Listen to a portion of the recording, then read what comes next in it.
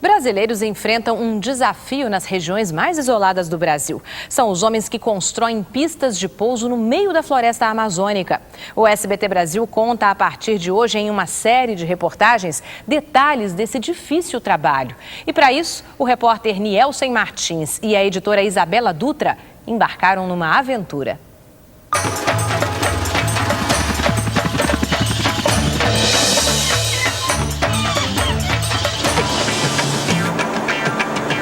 Aos poucos, a vegetação amazônica começa a mudar. A mata fechada dá lugar às árvores baixas desta região montanhosa, longe de tudo, de difícil acesso, no extremo norte do Brasil. Estamos em Tiriós, na terra indígena do Tumucumaque, estado do Pará, fronteira com o Suriname. No meio do nada surge um ponto de civilização. Nos aproximamos da única pista de pouso daqui, construída pela Força Aérea Brasileira há quase 30 anos. Isolados do resto do mundo, operários trabalham na ampliação da pista. Isso é um orgulho pra gente, né? Porque aqui, quando eu cheguei aqui, não tinha nada aqui. Agora, como você tá vendo como tá ficando bonito, né? Tem muita gente que não pensa que não existe isso aqui, né? Aí só quem vem aqui é que sabe como é isso aqui. A rocha vai ser quebrada com o uso de explosivos. São 200 gramas de dinamite, o suficiente para detonar 1 tonelada de pedra. Aqui não pode errar, só erra uma vez. Uma carga dessa aqui que você poderia desmanchar um prédio de 3 pavimentos. Em 3 minutos, tudo irá pelos ares. Na Amazônia, existem poucas áreas de jazidas de pedras que são fundamentais para a construção das pistas de pouso. Tiriós é uma exceção.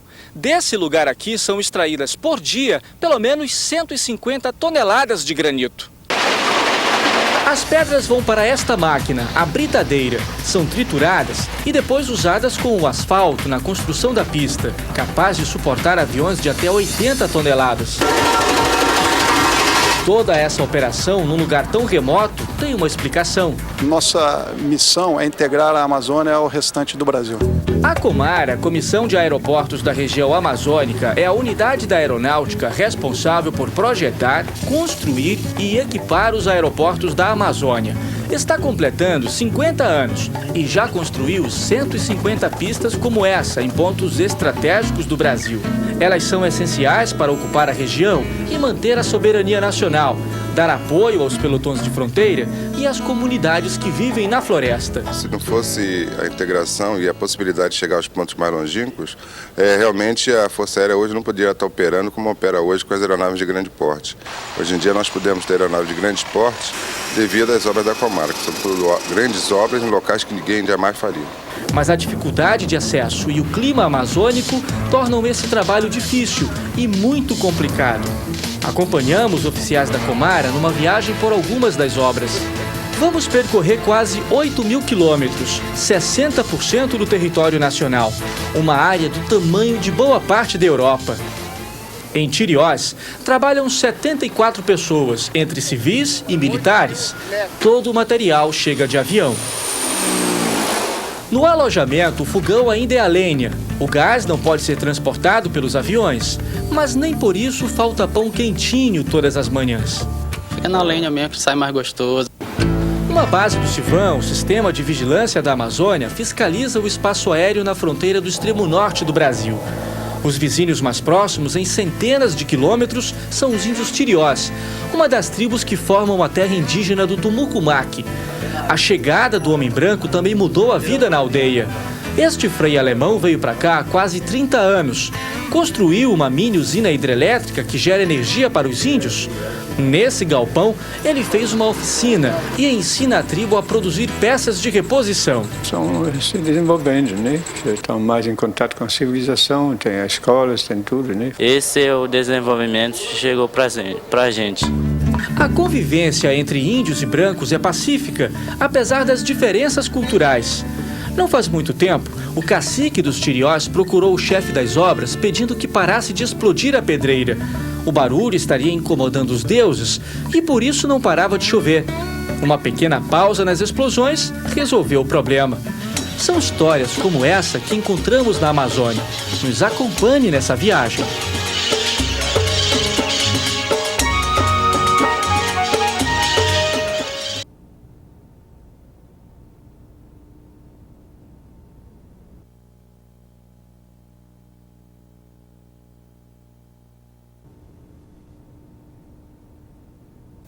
até 6 meses longe de casa. Na Amazônia, a saudade da família faz parte da dura rotina dos homens que constroem aeroportos no meio da selva. Na segunda reportagem da série, o repórter Nielsen Martins e a editora Isabela Dutra mostram o dia a dia desses trabalhadores e também revelam histórias de amor num Brasil que pouca gente conhece.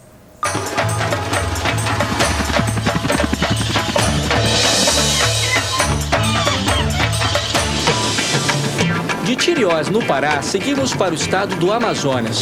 De Manaus, saem as balsas carregadas de equipamentos e material que a Comissão de Aeroportos da Amazônia usa na construção de pistas de pouso no meio da selva.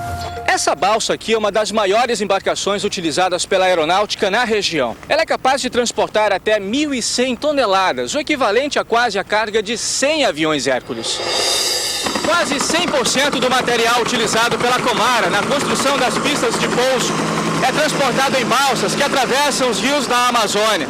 Uma viagem que pode levar até 30 dias. O comandante da embarcação diz que navegar pelo Rio Negro requer muita experiência. O perigoso tem as pedras, né? E tem as praias, tem que tomar cuidado. Tem que saber onde está navegando e conhecer o rio. De Manaus ao município de Eirunepé, nossa próxima parada, são 1.800 quilômetros, quase a distância entre São Paulo e Salvador, 1.960 quilômetros. Em Eirunepé, no extremo sul do Amazonas, a pista de pouso de quase 2,5 quilômetros está sendo ampliada e reforçada para receber aviões de grande porte. Seu José trabalha duro para aprontar a obra. Ele faz o acabamento da pista. Se não fizer bem feito, ou fica alto, então fica baixo. Tem que ter bem aquele paciência para ir fazendo.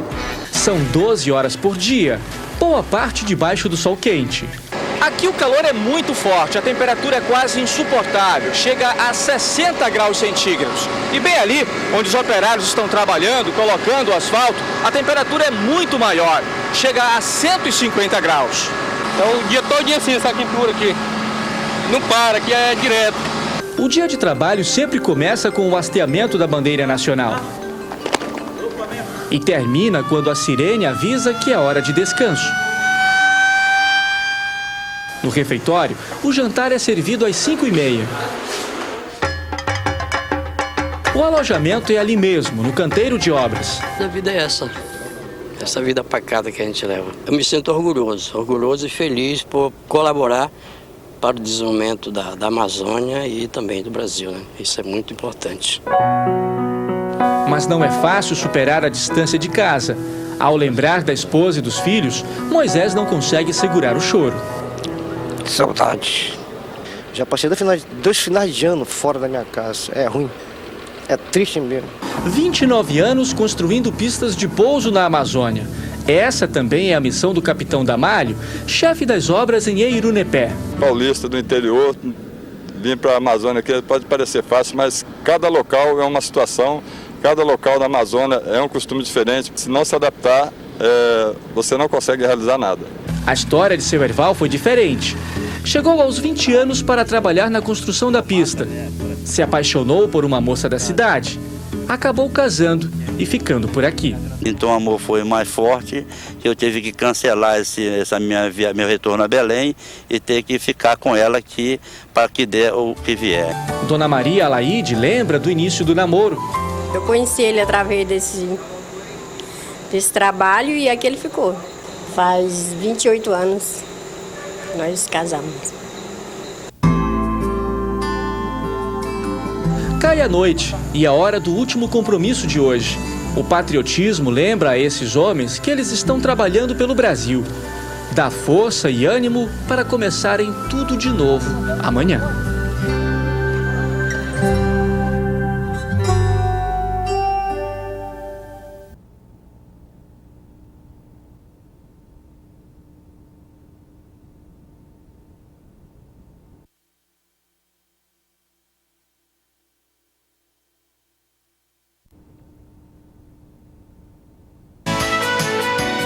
O drama de quem vive mais da metade do ano isolado no meio da selva. Na época da seca, os moradores das cidades amazônicas convivem até com escassez de alimentos. O repórter Nielsen Martins e a editora Isabela Dutra revelam as dificuldades impostas pela natureza para se chegar até os lugares onde construir aeroportos é um desafio.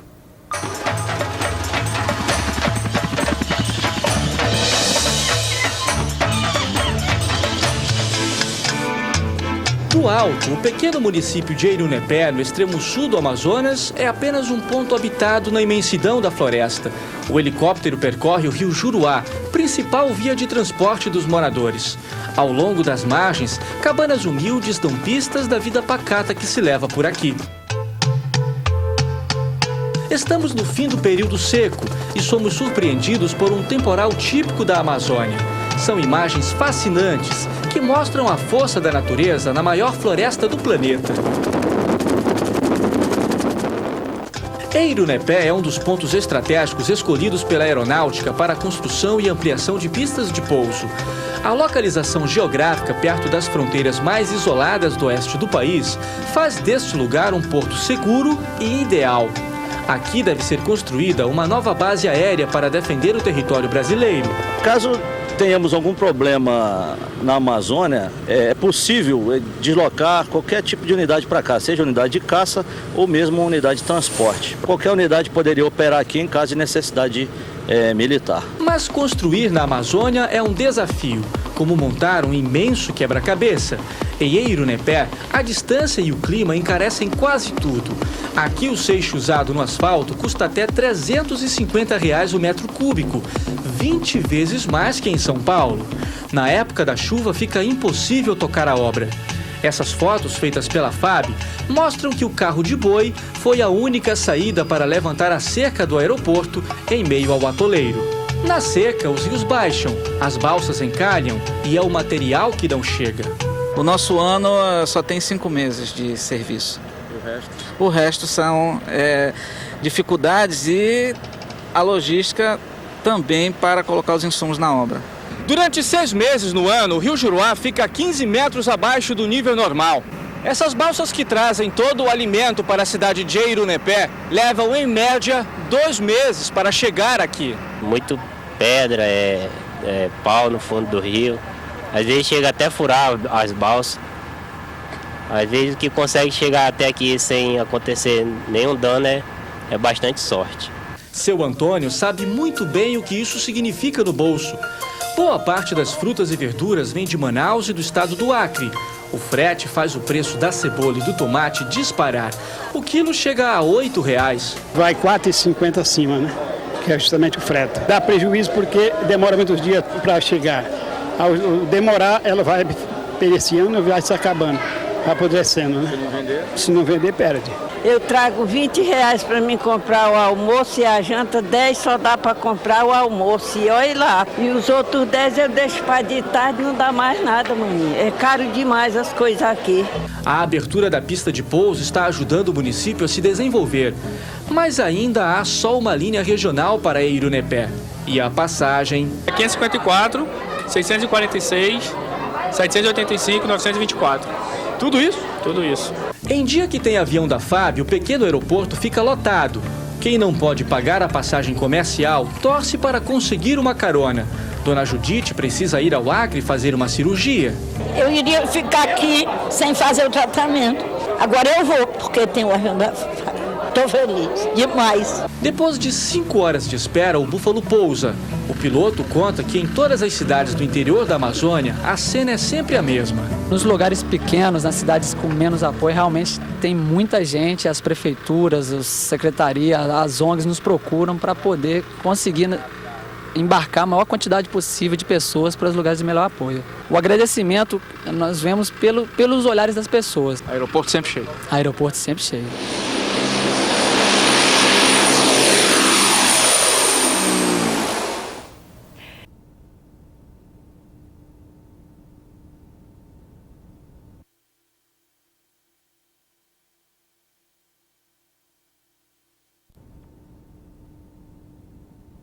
Extremo da Amazônia, fronteira do Brasil com a Colômbia. Homens do Exército reforçam a segurança para evitar a invasão de guerrilheiros das Farc, as Forças Armadas Revolucionárias da Colômbia. Na quarta reportagem da série, o repórter Nielsen Martins e a editora Isabela Dutra mostram a importância da presença brasileira na região.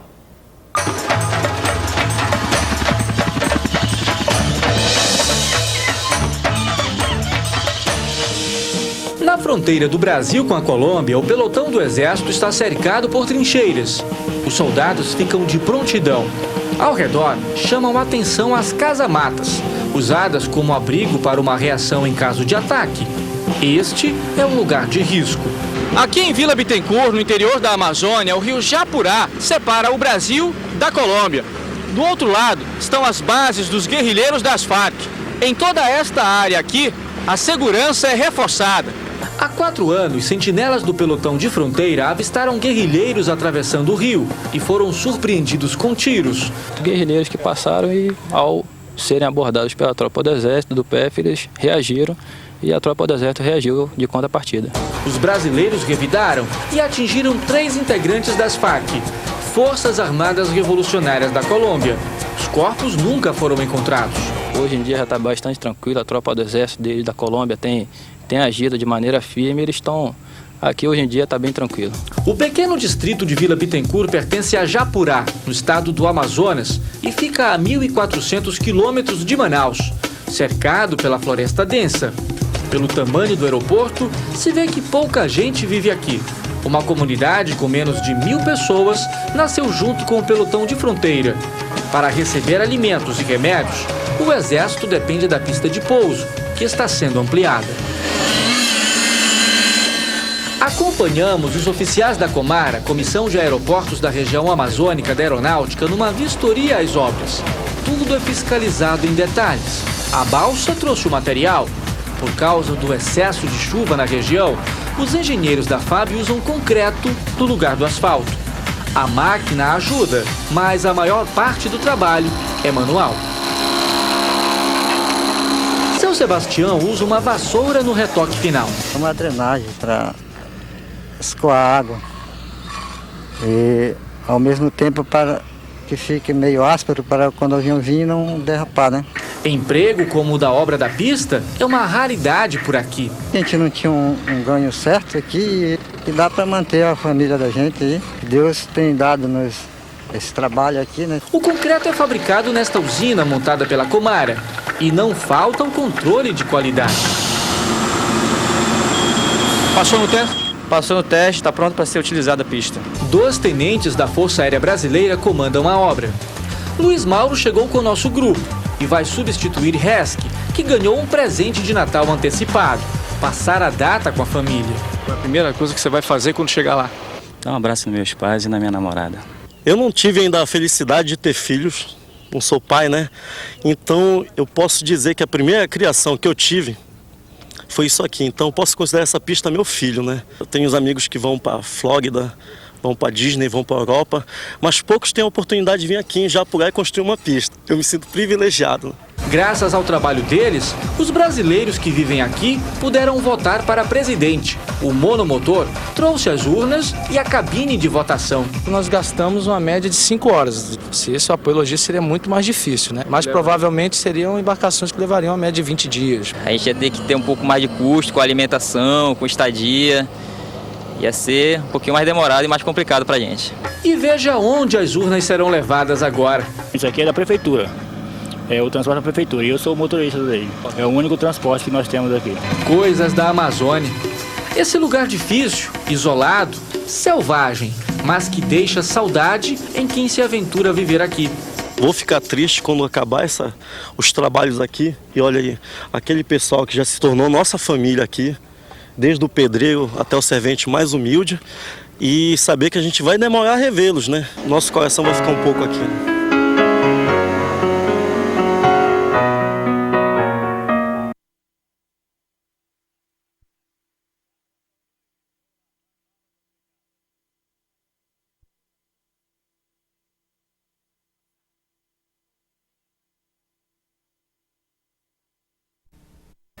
E na última reportagem da série sobre o desafio da Amazônia, você vai conhecer os índios que recebem treinamento de guerra do Exército. O repórter Nielsen Martins e a editora Isabela Dutra encontraram os guerreiros da selva em cidades na fronteira do Brasil com a Colômbia.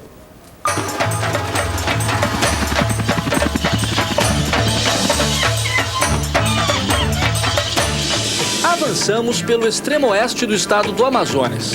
Nosso destino agora é Iauareté, um lugarejo na região de fronteira conhecida como Cabeça do Cachorro, por causa do formato do mapa do Brasil. Iauareté é um dos pontos mais remotos e impressionantes da Amazônia. De todos os aeroportos por onde passamos, este, sem dúvida, é o mais curioso. Em Iauareté, 95% da população é indígena, como os operários que estão trabalhando nas obras da pista de pouso. Eles ajudaram a abrir essa estrada até a rocha que serviria de pedreira, coisa rara no solo arenoso da Amazônia. Mas quando as explosões iam começar... Os índios disseram que nesta pedreira habitam os espíritos dos ancestrais deles. Por isso, a extração de pedra deste local teve de ser embargada. Esse local é sagrado para nós, para a gente, para o povo indígena. Até a nova pedreira entrar em operação, o jeito foi contratar os próprios índios. Eles juntam as pedras, fazem uma pilha na porta de casa e o trator vai buscar. Pedro esquenta a rocha para que ela quebre mais facilmente. A gente conseguimos ganhar um pouco e comprar o que nós precisamos, né? Dos nossos filhos, da nossa mulher, da alimentação. As pedras são usadas na reforma e ampliação da pista. O aumento vai permitir o pouso de aviões grandes e com carga. A pista de pouso termina bem ali. Para que ela seja ampliada, é necessário que toda essa área aqui fique da mesma altura. E para isso, serão necessários pelo menos 800 mil metros cúbicos de aterro, o equivalente ao tamanho de 2 estádios do Maracanã. Mas a maior dificuldade foi trazer as máquinas de balsa pelas corredeiras do rio Uaupés. Essas imagens feitas pelo comandante de uma das embarcações mostram bem os caprichos da Amazônia. Para transpor uma das corredeiras, a balsa teve de ser puxada selva adentro, com a ajuda de toras e tratores. 4 quilômetros de percurso até o outro trecho navegável. Quebra cabo de aço mas tem que ser desse jeito aí. Não tem outro meio para não ser isso aí. O rio Uaupés separa o Brasil da Colômbia e banha a vila de poucas e pequenas casas. Chegamos num domingo e parece que todas as crianças da aldeia se reuniram na missão salesiana. Jonildo, Atiele. Hoje elas ganharam um presente da FAB, cartilhas para aprender a desenhar e escrever. Da vila de Iauareté, seguimos para São Gabriel da Cachoeira, ou Uaupés, a sede dos principais centros militares da fronteira noroeste entre Brasil, Colômbia e Venezuela. Aqui foi instalado o primeiro radar da Amazônia. Ele serviu de base para a criação do CIVAM, Sistema de Vigilância da Amazônia, que hoje compreende quase 30 radares cobrindo toda a região norte do Brasil. Nesse lugar tão distante, aparelhos de altíssima tecnologia rastreiam o céu da Amazônia. Nessa tela, é possível determinar a altitude, rota e velocidade dos aviões. As imagens são geradas para Manaus, onde os controladores de voo do Sindacta monitoram as aeronaves. Em São Gabriel também fica o 5º Batalhão de Infantaria de Selva do Exército, responsável pelos pelotões de fronteira da região. A maioria dos soldados é de origem indígena. São especialistas em combate na selva. Estou sempre preparado, né? A selva é meu lar. Os militares convivem de perto com os animais da Amazônia. Nós aproveitamos as habilidades naturais do soldado, que são, sem dúvida nenhuma, os melhores guerreiros de selva que existem. Em contrapartida, oferecemos uma instrução num nível melhor. São Gabriel da Cachoeira é o 3º maior município brasileiro em área. São 112 mil quilômetros quadrados em uma localização importante para a defesa do território nacional. Aqui, a Comissão de Aeroportos da região amazônica construiu uma base aérea avançada, pronta para que cheguem e partam daqui aviões de todos os tamanhos, para todos os pontos da fronteira noroeste brasileira. A presença dos militares ajudou a desenvolver a cidade. São 30 mil habitantes, mas de 80% indígena, de 22 etnias. O Rio Negro faz de São Gabriel uma das paisagens mais exuberantes do interior do Amazonas.